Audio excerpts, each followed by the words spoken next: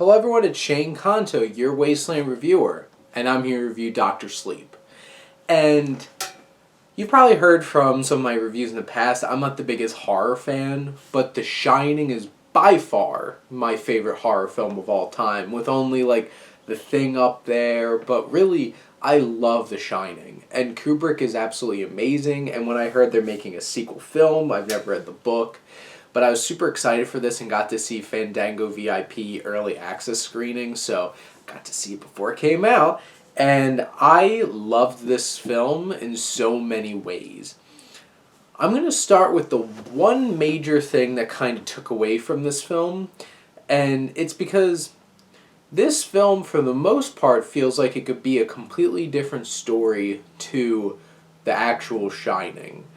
The film, the book, and just, this is Danny Torrance as an adult. He has his past, and it influences his future. And 2 hours of the 2 hour and 30-minute film, this film's really about Danny making this connection with this young girl, Abra, and who's being hunted by this group of figures led by Rose the Hat, and they feed on the shine. They feed on young children and people's shine through fear and torture. And you feel like you're building up to this point, and that last half hour really shifts gears to like, this is like a true sequel to The Shining. And it really kind of shifts gears and really focuses on Danny Torrance. Obviously, there's some closure for this main story that's been building up for 2 hours, and it doesn't feel as, like, ripped out from under you as other experiences. I always like to call this the Gangs in New York effect, where you're watching this whole entire movie built up on a revenge story, and then the revenge payoff sucks, and they just like, you know what's even worse? The Civil War and slavery. Which it is, but why'd I spend 2+ hours building up this revenge story to have it ripped out from under you? Dr. Sleep is not that bad. And yeah, this is a 2.5 hour movie. There are some places where they probably could have trimmed a little bit, but I do admire that Mike Flanagan, which I'll gush over him later, was ambitious enough to really go with his vision and what he wanted with this. But from a story perspective, so ambitious, there's so much going on. And to think about, the story is extremely interesting. And Mike Flanagan, who did Oculus and did Ouija Origin of Evil, which is one of my most unsung favorite horror films. Gerald's Game, which I wasn't the hugest fan of Gerald's Game, but I know got a lot of great praise, but Haunting of Hill House is like next level shit. And that show is amazing and made me so happy that Mike Flanagan was doing Dr. Sleep, and he did this so much justice. He wasn't trying to be Kubrick. He was being him, and he is a great director. And that's enough for this film. And there's particular scenes that are so amazing.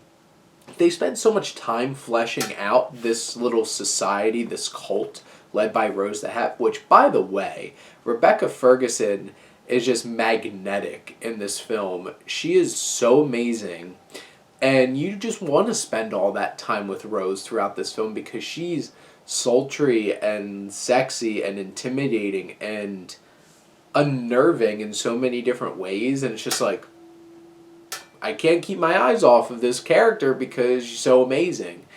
And her interactions, there's one particular place where she goes like astral projection and has this like inside the mind battle with young Abra, and that was mind-blowing, that scene in this film.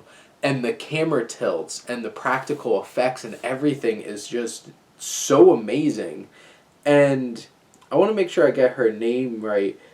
Kylie Curran, who plays Abra, she gives an amazing performance for a young actress with a lot of confidence and swagger. But also, there's one particular scene that there's an interesting cameo in this film. And it is so hard to watch how it's like the sound design, the music, the performance of Curran.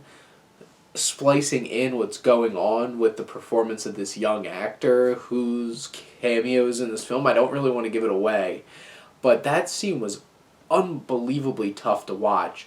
And then there's a lot of sequences in this film that are beautiful.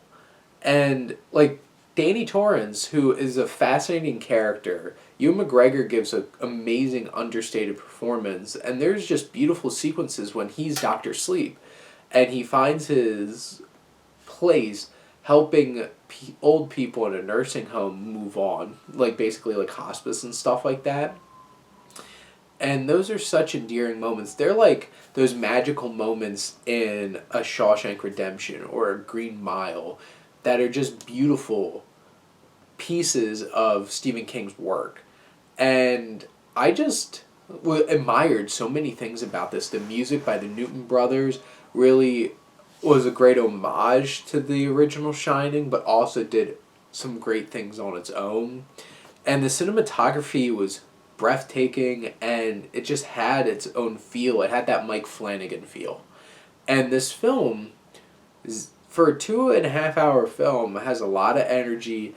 There's some pieces in this film that feel very out of place. Like, there's a shootout in here. I'm just like, this feels way out of place in this film. And, like, story-wise, those are really the only negatives I have from a filmmaking perspective, from an acting perspective, and technical aspects. This is an amazing film. And please go check out Dr. Sleep when this comes out on the 8th. This is a great film, and I think people should really go check this out. And I also wrote a review for this on Sif Pop, so that'll be coming up soon. But comment, let me know what you think, and let's talk some movies. But thank you as always for supporting your Wasteland reviewer.